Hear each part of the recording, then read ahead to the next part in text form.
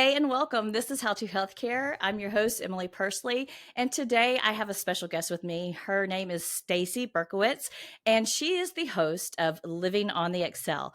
Welcome, Staci. Thank you so much for being here. I'm so excited to be here. Thank you, Emily. She's coming to us from Texas, and how is the weather there? Yeah, it's probably similar to how it is in Georgia today. So we're a little colder, but we had snow earlier this week, and Oh, so that's kind of bragging awesome. rights for Texans. We don't get that a lot. Right. That's so awesome. Staci and I met at the University of North Carolina, Greensboro, when we were there doing a health coaching certification program thing. And she was so much fun to talk to. We were practicing and everything, how to be our health coach selves. We moved on with things. But then you went on to become a nationally board certified health and wellness coach. So, can you tell us a little bit about what that is? Because so many people nowadays call themselves health coaches, and it's getting a little confusing about what that is. Yeah. So I always first like to differentiate between like a health coach and a therapist, like Yeah. just to lay that out. So a therapist goes to school, they do 1,000+ hours of therapy sessions, and they're they can do a lot. And what they really do is they focus on the past to help get you in a clear place for your present. So that's a really great, in general, way to look at a therapist. A coach is somebody who's looking at your present and helps you create your future. And so, although some coaches will go back a little bit if they have a specialty in that, let's say a trauma coach, a trauma Mm-hmm. informed coach who hopefully is very experienced and certified. But for the most part, coaches are they're focused on the present and moving it to the future. So that's a good Awesome. clarification between therapist and coach. Now, a coach with qualifications versus a coach that says, hey, I'm a coach and people like to talk to me, right? Sometimes that's a great beginning, like that gets people into a coaching environment or gets them into an interest to be a coach. And they maybe have had a life experience, maybe something dealing with grief or something dealing with weight loss or a certain way of eating that has helped them be successful. So that piques their interest to become a coach. So some of them just say, I'm a coach. They attend maybe a weekend training and then they're like, I am a coach. And honestly, some of them end up being great coaches, right? The difference between being a nationally board certified coach and just a coach a weekend, I just got a certification, is the requirement. So just like a therapist had to go to school and clock all these hours, a coach as well, in order to sit for the board exam, has had to attend an approved program. So not just like some random program somebody put online, but like an approved program. Emily and I attended the University of North Carolina, Greensboro, for our health coaching certification. That was our program just to even apply to become a nationally board certified health coach. And we had to do things just in that program to get that certificate. And then to sit for the board, you had to do 50 health coaching sessions. At that point in my career, I had done thousands. But you had to do a minimum of 50. You had to have letters of rec. If I remember correctly, it's been a few years since Yeah. I got it. You had to, there was quite a huge list. And then you go and you sit for this exam. And then you either pass or you don't. And so that's how you actually get your certification. So it's kind of like, it's not just street cred, it's like actual academic cred as well that shows like you are indeed qualified to coach. Yeah. Yeah, exactly. And then the insurance companies are trying to work towards being able to be reimbursed. There's a few now that are looking at some of that too, right? With reimbursing some coaching stuff. I know it's all in the works and there's a lot of newness to it and still working on things like that, right? Yeah, so the only way right now that insurance can cover, it's a little tricky. So Mhm. this is through the Nationally Board Certified Health and Wellness Program. So what it is if a person is currently working with their doctor on a chronic condition, so let's say um, blood pressure management, Mhm. okay, hypertension. So they're working with their doctor on this chronic condition, and their doctor's like, I think health coaching might be very helpful to you.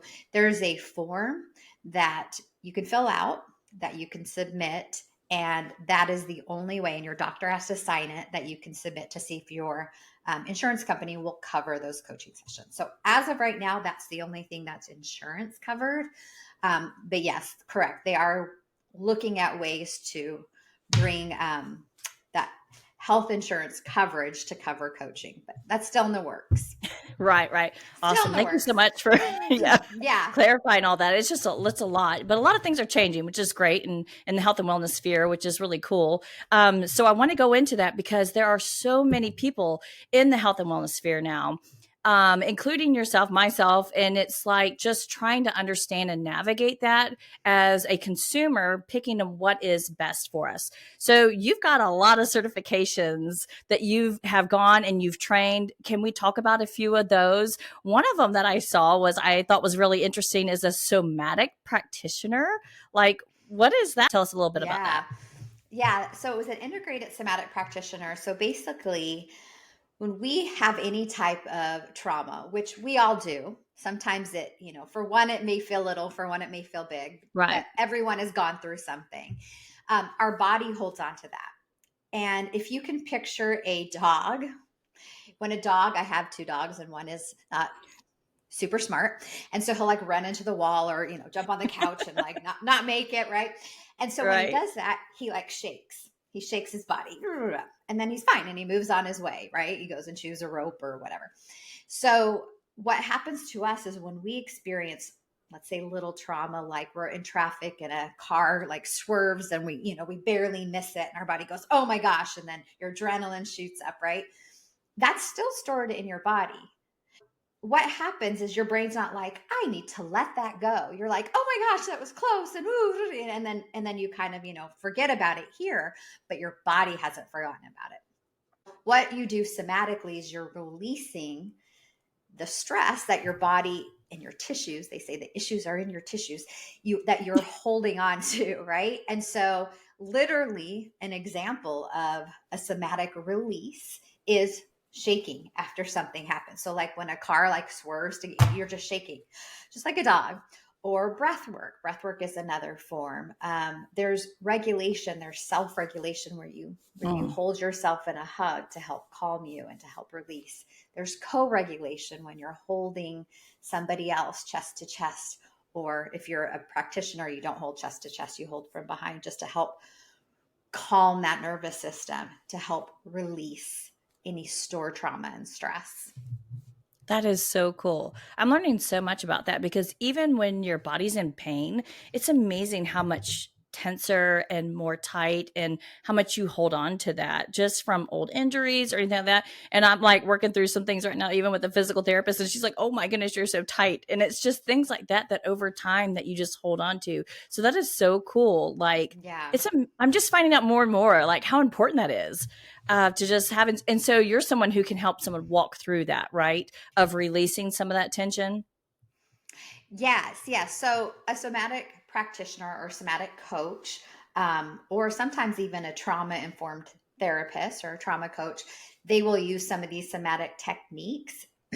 I think a really good way, I was coaching somebody the other day, and we were talking. Sometimes I'll bring like somatics into coaching. Sometimes it's Oh, yeah. appropriate, sometimes it's not.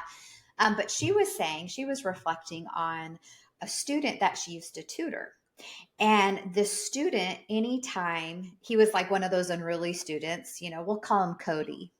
I don't know why. I'm gonna go with it because I always had a Cody when I was a teacher in Cody. my class. That was always a Yeah. Cody. So we're going with Cody.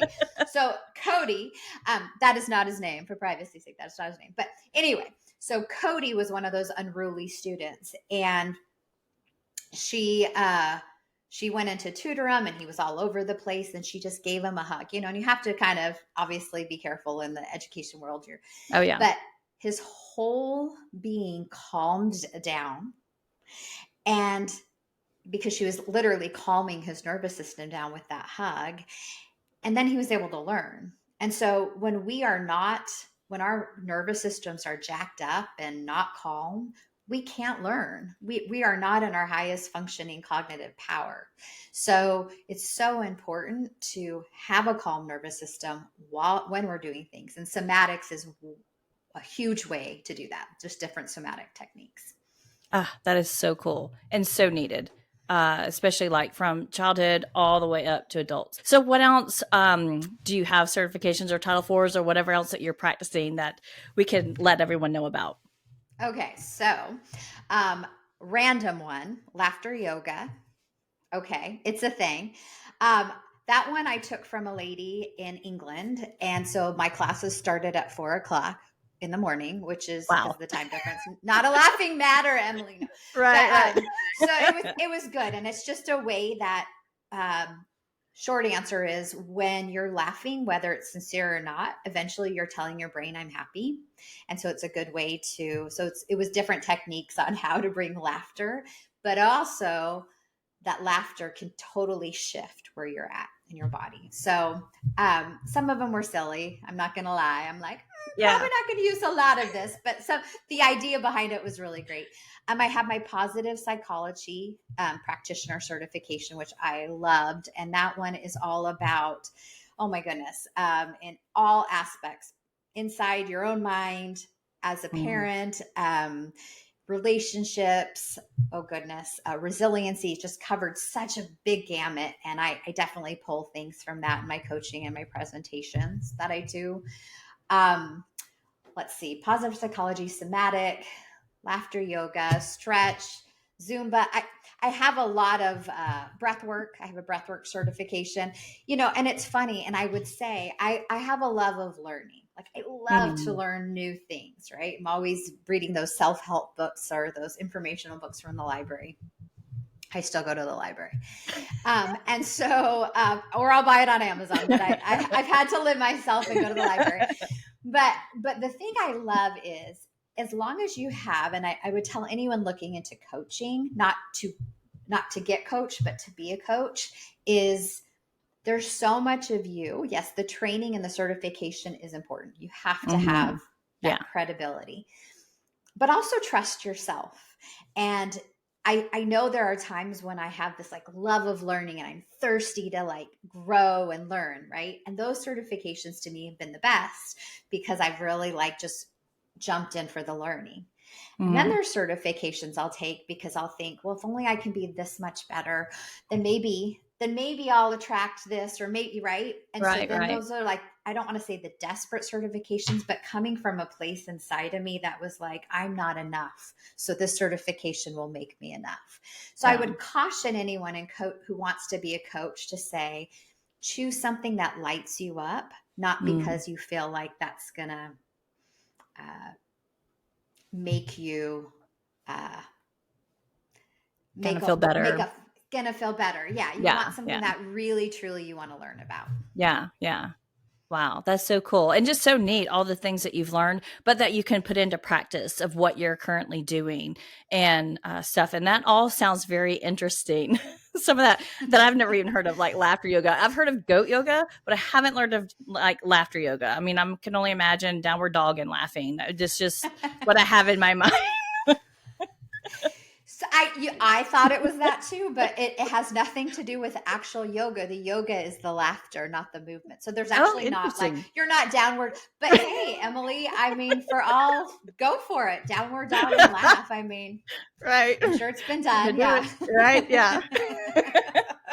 Well, let's let's hop over to your corporate wellness because you also have a background in that. You've done several big companies that you've done a lot of corporate wellness things with. And when people talk about corporate wellness, it's like, and someone's working somewhere and they're like, "Oh, yeah, my company offers something, but I'm not quite sure if I want to get into it or not into it." So let's talk a little bit about that. Yeah. So my background is actually corporate wellness. So I was a health coach for a very large insurance company in the United States. And I did that for several years. And then I transitioned to be a wellness coordinator and then became also a health coach for another company. So I've done the gamut of health coaching for a while of in the corporate setting. The difference is now I have my own company on the exhale and I'm representing myself to these companies, right? So corporate wellness, and there's so many facets of this. Like Right. company wise, there's companies that provide just health coaching or just presentations or an app or different programs. Like there's just all kinds of corporate support of employees now in the wellness space, which is fantastic. I'm such an advocate and fan for everyone and all that can provide something beautiful Right. to help people grow in their wellness. So what I do a few different things. I do health presentations. And so yesterday I presented to a city in Florida through a company that contracts me. I informal mindfulness and nutrition and fit with fitness. Informal mindfulness with nutrition and fitness. That was the title. So I've done all kinds of those type of presentations. I've led breathwork presentations. I've led nervous system regulation presentations. I've led a lot of fitness. I teach a lot of fitness formats, Zumba, Tabata, yoga, chair yoga. I've done that. So kind of all falling under the umbrella. Now in my current business, I offer one-on-one coaching and I offer some group coaching, which we'll probably talk about at some point as we're talking here today. But in general, it's just me. I'm a one person show at this point. So it's really what I can do within my realm. Whereas companies, obviously they have a bigger reach because they have more people. Right, right. Yeah. And so like a lot of the corporate wellness is you were talking about like this, the different facets. It's not always about losing weight and it's not always about nutrition. You're just saying it's a big area of things, but it's really important though, in the corporate world to be able to make space for that. And I think that's right. Like it's so important that people can go get information or learn new techniques or anything like that. So that's really cool. Yeah, it really is. And it's really neat that companies are saying, even with the current climate of the recession or financially, I know there's a lot of layoffs right now, but they're realizing businesses are like, we need to have support on the whole employee. Yeah. So it's nice to hear that that's still a thing. Yeah. Oh yeah, yeah, yeah. And so talking about with corporate, a lot of the times, a lot of people, their biggest complaint is just stress levels. We have a lot of stress going on. So let's talk a little bit about the stress, because so many people I've talked to, and I don't know if you've had the same experience. I'll be like, let's work on some stress, but I don't feel stressed. I hear that all the time, but I don't feel stressed. Um, I don't know if you've had that same experience or not, but if so, can you describe maybe some feelings or symptoms of stress that maybe some people don't even know or recognize or aware of that's going on in their body? Yeah. So um, there's like the medical ones that are like, go to the ER, which is like, Right. oh my gosh, the heart rate and I can't breathe, right? Those are the extreme. There's also things that maybe you're not thinking about that stress can cause would be like the heartache, the headache. Sometimes it's lack of hydration that causes Mm. muscle spasm in your eyes. Sometimes that's stress, and that's something to be aware of if you're noticing that's sticking around for a while. So, are you drinking enough water? Are you getting enough potassium? And are you under stress? So check that. If you find yourself clenching your jaw, Mm. yeah. So that Yeah. sometimes is a big sign of like stress. If you're waking up and you're feeling it in your jaw, you're maybe clenching your jaw as you sleep. That could be stress related. Um, Muscle tension. So you could feel it in your neck, in your chest, in your shoulders. Another sign of stress. Um, just a shortness in your ability to be patient, maybe out of Yeah. what is considered norm. So those are there's a lot of signs, but those are some that you can check in with yourself to say like, hey, what signs am I seeing that I'm stressed? Right. Yeah. And so when we're talking about that, why is it so important when we hear all the time, you need to stress manage it, lower your stress levels, we got to get stress under control. Why is it so important that we keep our stress levels down?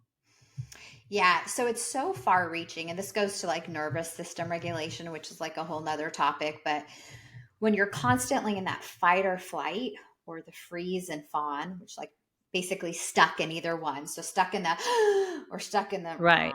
um, your nervous system isn't at that neutral state. And when you're not at that neutral state, your other systems start to shut down. So this would be your immune system. So you may start getting sick. Um, your digestive system slows down, your reproductive system. So your cognitive functions, you may start having thyroid problems. So stress becomes, and it's just so huge, stress becomes such a big part of your overall health if it's unmanaged. And I'll give you an Yeah. example. My dad, when I was in college, my dad, who has always done fitness. I mean, my dad has done fitness since I was little. He's now 82 and he still Wow. goes to Zumba. He lives in Arizona, so unfortunately not my Zumba, although he did attend my virtual ones during the pandemic. But he goes to Zumba, he rides his bike, he, uses the machines. He's a very active 82-year-old, and he's always been active.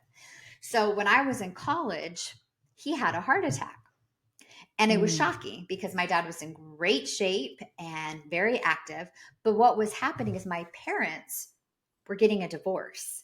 And that stress was so overwhelming for him that even though he was checking all these other boxes, his body, the stress was so high that his body reacted. And thank God, of course, he's 82 now, he's fine. But, he did have this heart attack. So we don't realize, left unchecked, it will affect your health for Right. sure. Yeah. Hard stuff. Yeah. Yeah. Always. Yeah. And I should have led with this. We're talking about stress management because that's one of the services that you offer. But on top of Yeah. stress management that you offer, you also do some meditation things, right? To help with lowering stress and stuff like that. Yes. Yes. I was Go just going to ahead. say on my podcast. So sometimes I'll do like just me talking on my podcast and sometimes I interview people. But what I like to do at the end of every podcast is I have a meditation. So even if people, and I interview amazing people, but even if they're like, man, I'm not interested in the topic, they can fast forward to the meditation because I see such a need for people to have that calming opportunity in their life with the meditation, with a guided meditation. Wow, that is so cool. That's a neat little offering at the end of your podcast to be able to do a quick little meditation, reset, and then just get back started with your day. So I know some people can feel a little put off by meditation. It's something that's had some different meanings and maybe evolved a little bit over time. So are there varying forms of meditation, or what can someone ask a practitioner or an organization just to get clarity on what type of meditation, or maybe explain a little bit about what you do on your podcast on what you mean by meditation? Yeah, great question. So some meditation looks like someone lying there with their eyes closed and just letting their mind, calming their mind. Maybe they're doing some breath work and calming their mind. That doesn't work for me because I have a little monkey mind that goes blah, blah, blah, blah, blah, just like as I talk. Blah, blah, blah, blah. Right. So I have to use a guided form of meditation. Oh, Somebody talking yeah. me through, like, relax your head, relax your neck. That works for me. But for some people, they're like, I don't want to hear anyone else's voice or me. I just want my own calmness. Another form of meditation, if you want more of an quote active one, is journaling. And it's just Mm, you can do something called morning pages where you just basically bloop, vomit on pages and you're just letting your mind let go of whatever's there. And you can look back at those or you can throw them away right after, but it's just a form of release. mm. I also do something every morning. I do affirmations. Like manifestation slash affirmation statements, and I write a few of those. I did a podcast episode about those, and then I do like a gratitude list, and then I do a a prayer list. So prayer is also, if people really are into more of a maybe a religious bubble around them that feels good to them, prayer is a great way Mhm. and a form of meditation. So Yeah. those are a few Yeah. examples. Yeah. Yeah. That's really neat. So it's just something that you can just kind of test the waters about and just, look into it if, so you get a little bit more comfortable as you go about it. I think that's great just to take some time, 5 minutes. I mean, like how long do you normally take with are we talking a long time or just?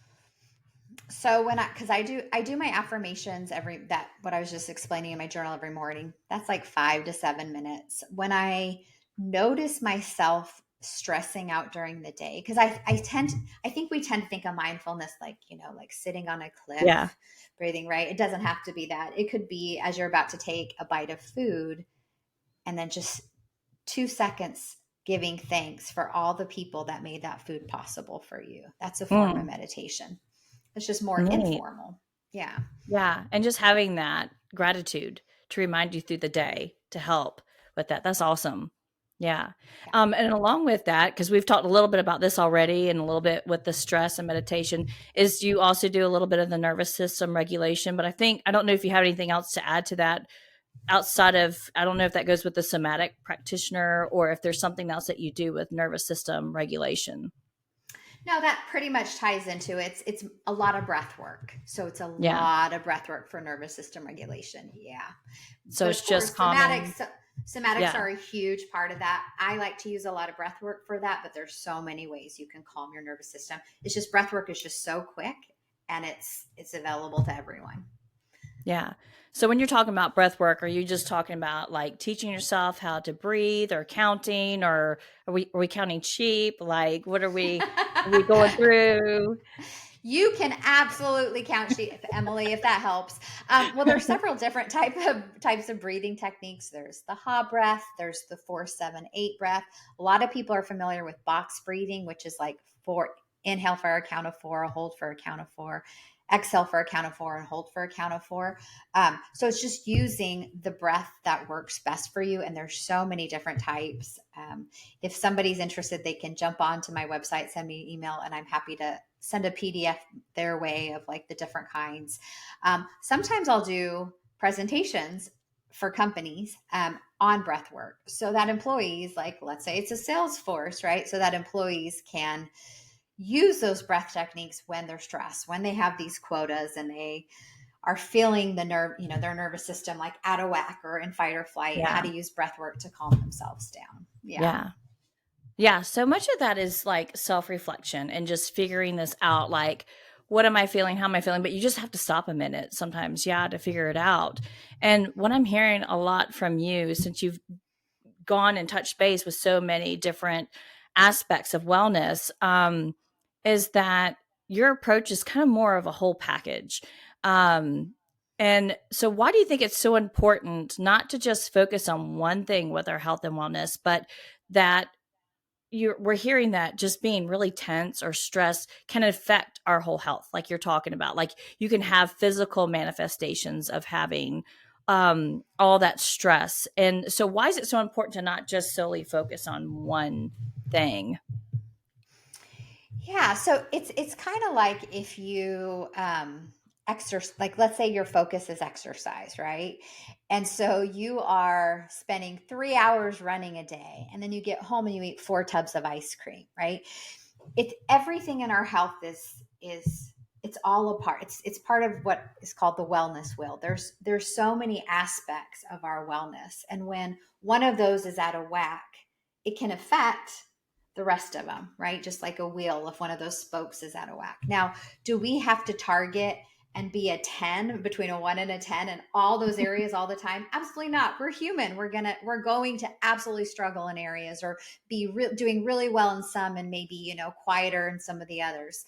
And so what it is stress affects every one of those spokes. So when I'm talking about spokes, I'm talking about, if you can picture an old fashioned wheel, your relationships, your financial health, your mental health, your physical, all that stuff, right? So these are just a bunch of different spokes in the wheel. Stress affects all of that. When you're stressed about money, it affects financial wellness. When you're stressed about work, it affects your physical health, it affects your career. So like it really Yeah. does kind of touch on all of those. And if you look at a whole picture of a person, just like we're so dynamic, and there's no like we're 5D, right? We're more than 3D. We're 5D.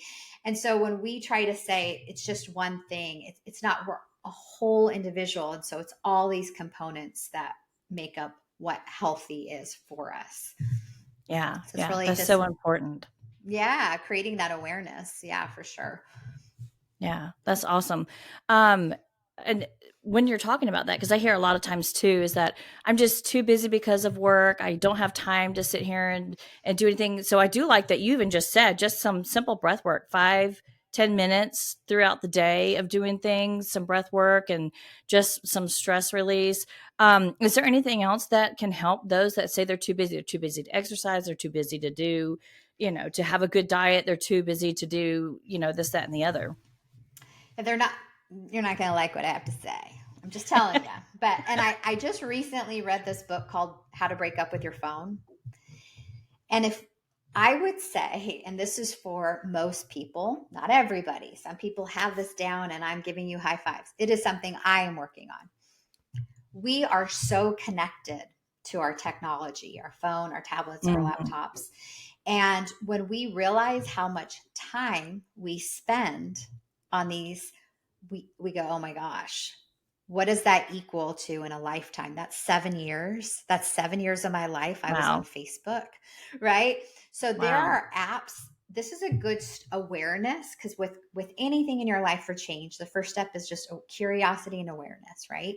So there are apps you can get. I know, ironically, there are apps, but there are apps you can get for your phone that literally, there's an app, I believe it's called like an app blocker, and you set it for like 30 minutes. I can be on my social media and you tell them which apps for 30 minutes, and then it won't let you on past that.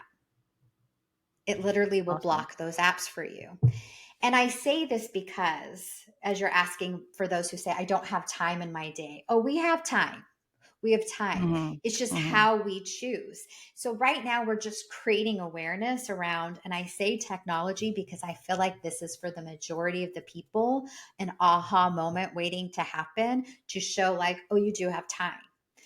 And then the other component, so away from the technology one, is just how can you do things that don't maybe quote fit what the standard of doing things. For example, exercise. Like, I don't have an hour to go to the gym. No problem. Park far away from your, the grocery store entrance, or take the stairs, or play with your kids actively. Go to a park and run around, right? There are things you can do that fit into your life that don't feel so much like a separate thing. Yeah. That's so awesome that you bring that up, because just like you said, these little spurts of time that we spend on social media end up to 7 years of our life.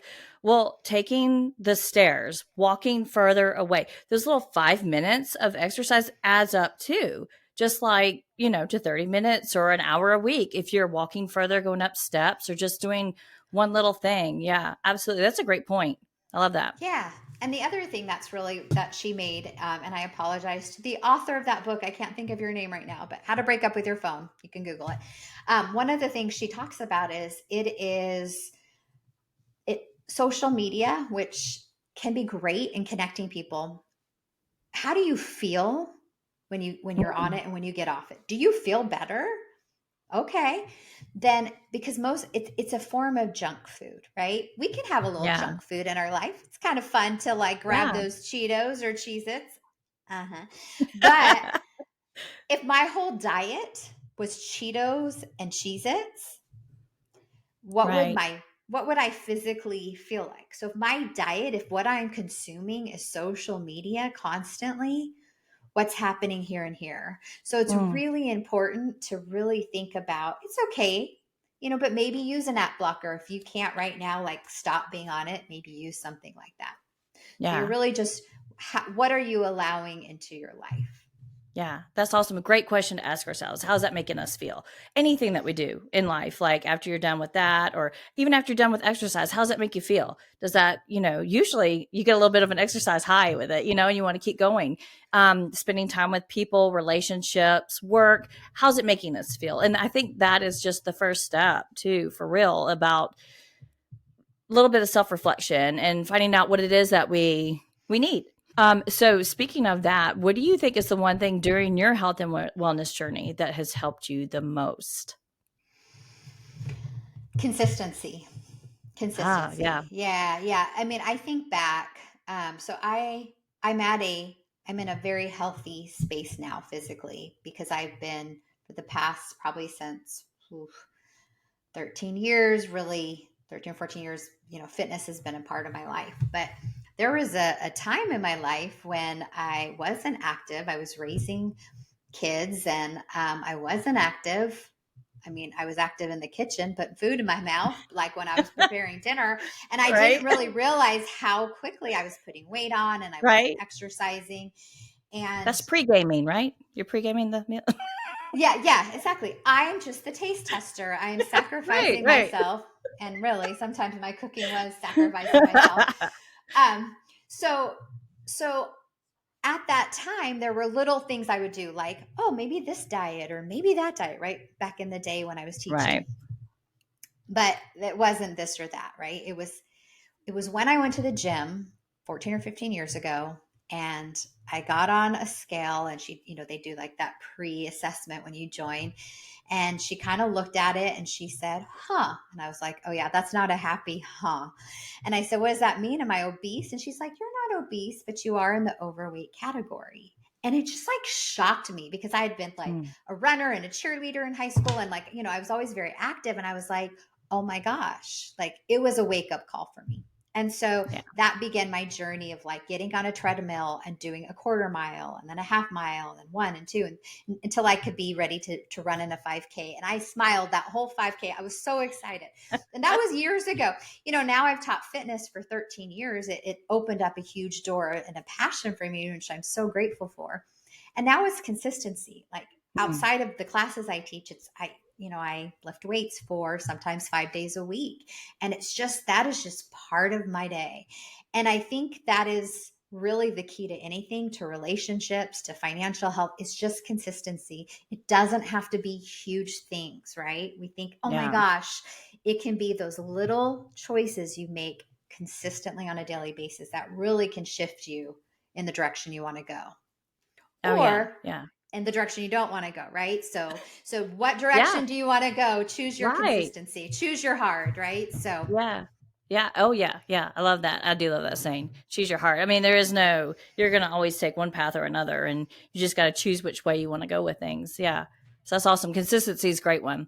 I love that. Well, we jumped right into everything that you do. So I want to jump into all these places that we can find you and learn more about what you're doing, because we were talking about the different ways that you coach and different things that you offer. So I really want to dive in now, like where we can find you on the internet, social media, your podcast, all that kind of stuff. all the things. All the Yeah, so things. all the things. Okay. So first of all, my website is called On the Exhale. Like that little breathing play. Yep, ontheexhale.com. So you can find me there. And my podcast is called Living on the Exhale. And I do have some fun things. Can I share? Am I okay Yes. sharing with Yes. some What do you things got coming coming up? up? Okay. All right. So on the podcast side of things, Valentine's week. So I think this is kind of worldwide now. I know you have listeners from all over, but Valentine's week is the 12th through the 17th ish. I think that's what it is. So every day on Valentine's week, I have a different focus. So normally my Okay. podcast comes out every Tuesday, and I'm either doing a solo episode or I'm interviewing somebody. Well, on Valentine's week, I have the first day is singles. So I've interviewed some single people. The second day is a dating coach. The third day is meet cute. So really cool how couples met in cute ways. The fourth day is women dating younger men. So a new-ish type of thing that's happening finally. Yeah. And then the fifth day is married couples. And so it's just a fun way to get some, if you have that love and heart or you want to get inspired, that's a fun week coming up. Also, I am turning 50 in May. Oh, yay.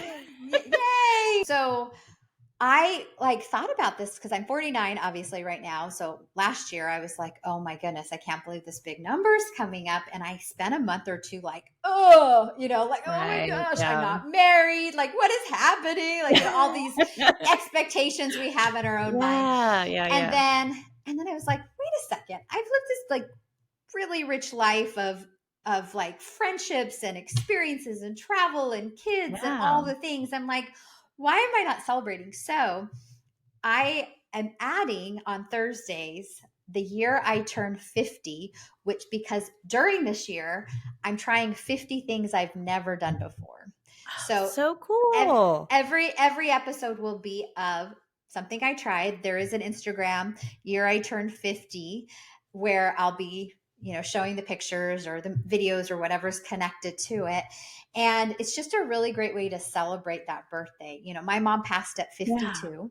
And so Oh, that is also wow. one of those birthdays. And so the Mm. other thing I'm doing is, you can find out more about this when the dates are announced, it'll be on my website, but I'm doing year I turned 50 workshops so people can plan their year to make it just an amazing, fun, wonderful, vibrant year for them. And if 50 Mm. is not the number coming up, you can still jump on if there's a birthday that's coming up for you that you're like, how can I really make this meaningful? So stay tuned for that one.